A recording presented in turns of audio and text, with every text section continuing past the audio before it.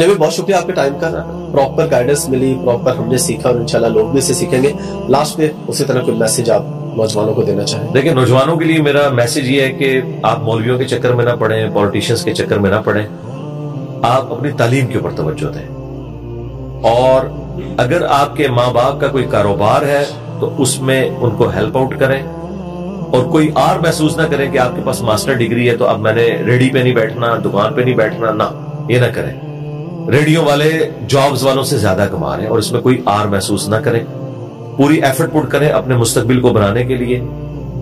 صحیح مسلم حدیث ہے، اے ابو ہریرہ جو چیز تمہیں نفع دے اس کے لیے پوری کوشش کرو، کاہلی نہ کرنا، سستی نہ کرنا. اس کے باوجود رزلٹ تمہارے خلاف آئے اور پھر اللہ سے مدد بھی طلب کرنا، پھر بھی رزلٹ تمہارے خلاف آئے تو پھر کہنا جو اللہ کی مرضی، لیکن اپنی ایفرٹ ضرور پٹ کرنی ہے. اس میں کوئی آر آپ نے محسوس نہیں کرنی. کسی پولیٹیشین نے، کسی ریاستی ادارے نے آپ کے کوئی کام نہیں آنا، نہ دنیا میں نہ آخرت میں. آپ پوری توجہ دیں اپنی تعلیم کے اوپر.